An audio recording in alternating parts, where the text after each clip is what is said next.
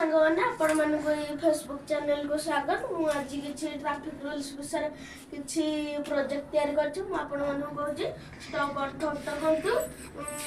ଏଠାରେ ଯାନବାହନ ପାର୍କିଂ କରିବା ମନା, ମାନେ ଆପଣମାନଙ୍କୁ ଏଇଭଳିଆ ସାଇନ୍ ଯେଉଁଠି ଦେଖାଯାଇଥିବ ଆପଣମାନେ ସେଇଠିକିନା ଯାନବାହନ ପାର୍କିଂ କରିବେନି। ହର୍ନ ବଜାଇବା ମନା, ଆପଣମାନଙ୍କୁ ଯେଉଁଠି ବି ହର୍ନ ନ ବଜାଇବାର ଚିହ୍ନ ଦେଖାଯାଏ ଆପଣମାନେ ସେଇଠି ହର୍ନ ବଜାଇବେ ନାହିଁ। ଏଇଟା এই ଛକି ଚିହ୍ନ ଅର୍ଥ ହେଉଛି ରହିବା ନାହିଁ କି ଗାଡ଼ି ଠିଆ କରିବା ନାହିଁ। ସେଇ ଜାଗାରେ ଆପଣମାନେ ରୁହନ୍ତୁ ନାହିଁ କି ଗାଡ଼ିକୁ ଠିଆ କରନ୍ତୁ ନାହିଁ। ଆର ଅର୍ଥ ହେଉଛି କେବଳ ଆଗକୁ ଯିବା, ମାନେ ଆଗକୁ ଯିବା ଆଉ କୁଆଡ଼େ ଯିବା ନାହିଁ। ନିଶ୍ଚିତ ଭାବରେ ଆଗକୁ ଯିବା ଏବଂ ଦକ୍ଷିଣକୁ ମୋଡ଼ ନେବା। ଆପଣମାନେ ଆଗକୁ ଯିବେ ପୁଣି ଦକ୍ଷିଣକୁ ମୋଡ଼ ନେବେ।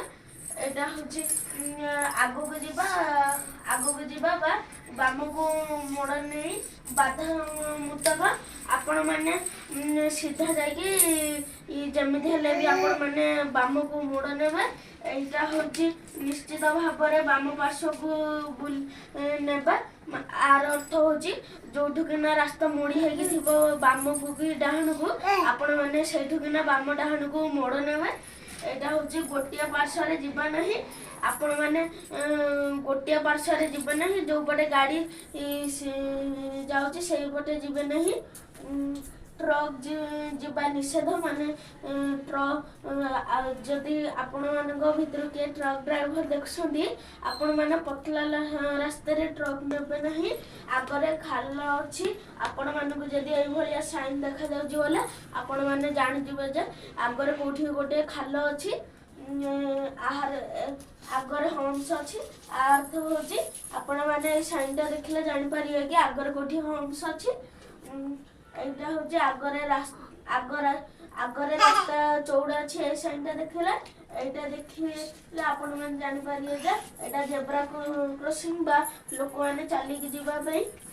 ଏଇଟା ୟୁଟର୍ନ, ମାନେ ଆପଣମାନେ ଯେତେବେଳେ ୟୁଟର୍ନ ନେଉଛନ୍ତି ଏଇ ସାଇନ୍ ଆପଣମାନଙ୍କୁ ଦେଖିବେ ଯଦି ଆପଣମାନେ ସେଇ ଦିଗକୁ ଯିବେ ନାହିଁ, କାହିଁକିନା ଏଇଟା ବିପଦକୁ ସୂଚାଏ।